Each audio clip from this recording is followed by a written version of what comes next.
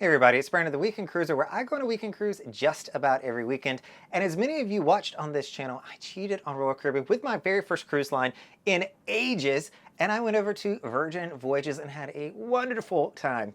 And so with that, I learned that once you cheat, it's kind of easier to cheat again. I think Royal Caribbean will probably always be my primary main squeeze, but it's okay for me now to venture out and try some others.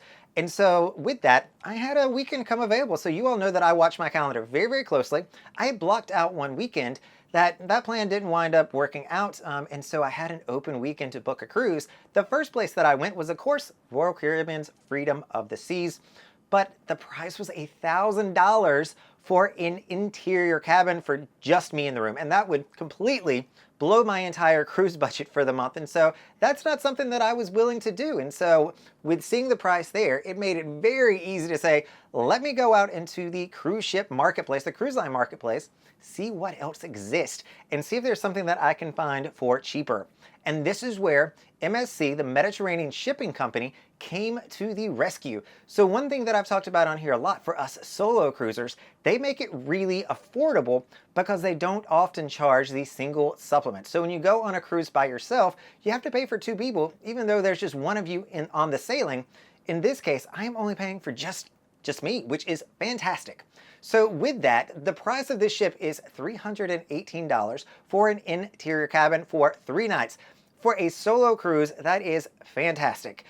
Port fees and taxes somehow are also cheaper on MSC. So it is only $75 for your port fees and taxes. So for a total of $393, I'm gonna have a 3-night experience on MSC.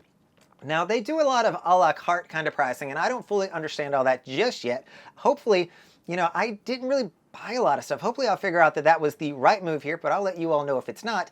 The only add-on that I chose to buy with MSC was the internet package. And even the internet package, I was like, do I really need it? We're gonna be in the Bahamas a good bit. It was $42 for 3 nights, which is cheaper than Royal Caribbean by a good bit. So it'll be curious as well to see how does it stack up against Starlink on Freedom of the Seas, which I have a love-hate relationship with at this point, and it probably borders on more hate. Past the price of this cruise, the second reason why I chose to go with MSC is it is a really neat itinerary. Now, MSC's private island is called the Private Island Marine Reserve, and it is like the old school Coco Cay from my understanding. So I'm excited to get over there and check that out. But this is number one, a weekend cruise. So I get really excited about weekend cruises. It's kind of sad. But with that, it is also a weekend cruise that is going to do an overnight stay at their private island marine reserve, something that I know a lot of you have asked Royal Caribbean to do with Coco Cay, and they've just never done it. They've done 2 stops there, but they've never done an overnight.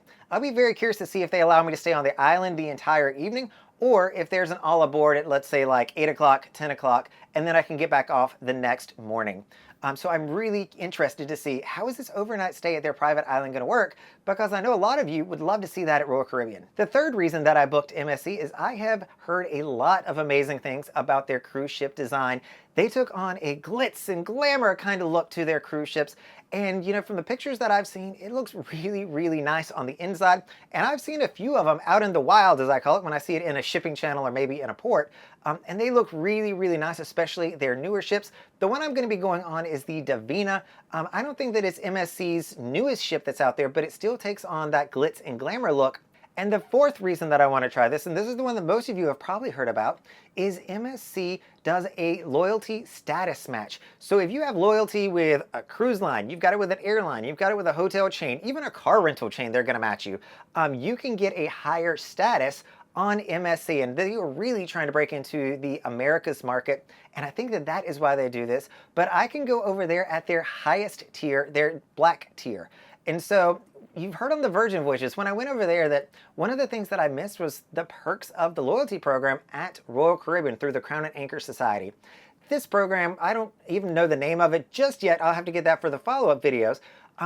But it's not the strongest program that's out there, but it still will give me a few perks to help me feel special going on this ship, and that's really alleviating some of the worries on, missing out on Royal Caribbean and all those perks, is I should be getting some of them at least over on MSC. So let me know down in the comments what you all want to learn from MSC. I have not been on this cruise ship before. but I am really looking forward to reporting back to you how MSC really operates. I've heard from a lot of people that it is a European cruise line and it's a little bit different because of that. But I don't know what that means. Like, how does a European cruise line do it differently than what we're used to seeing here in the American cruise line industry?